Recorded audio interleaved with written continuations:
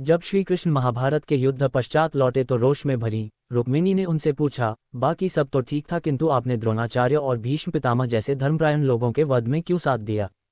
श्री कृष्ण ने उत्तर दिया, ये सही है कि उन दोनों ने जीवन पर्यंत धर्म का पालन किया किंतु उनके किए एक पाप ने उनके सारे पुण्यों को हर लिया। वो कौन से पाप थे?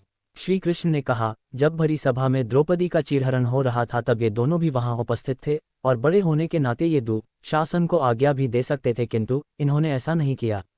उनके इस एक पाप से बाकी धर्मनिष्ठता छोटी पड़ गई। रुक्मिणी ने पूछा, और कर्ण? वो अपनी दानवीरता के लिए प्रसिद्ध था और कोई उसके द्वार से खाली हाथ नहीं गया। उसकी क्या गलती थी? श्री कृष्ण ने कहा, वस्तुतः वो अपनी दानवीरता के लिए विख्यात था और उसने कभी किसी को ना नहीं कहा। किंतु जब अभिमन्यु सभी युद्धवीरों को धूल चटाने के बाद युद्ध क्षेत्र में आहत हुआ भूमि पर पड़ा था तो उसने कर्ण से, जो उसके पास खड़ा था, पानी मांगा।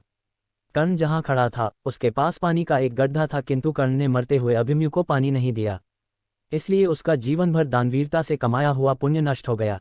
बाद में उसी गड्ढे में उसके रथ का पहिया फंस गया और वो मारा गया। अक्सर ऐसा होता है कि हमारे आसपास कुछ गलत हो रहा होता है और हम कुछ नहीं करते। हम सोचते हैं कि इस पाप के भागी हम नहीं हैं किंतु मदद करने की स्थिति में होते हुए भी कुछ ना करने से हम उस पाप के उतने ही हिस्सेदार हो जाते हैं। जीव द्वारा किए गए कर्म चाहे सत्कर्म हो या दुष्कर्म 100 जन्मों तक भी पीछा नहीं छोड़ते और उन्हें भुगतना ही पड़ता है। कर्म से पहले विचार पैदा होते हैं।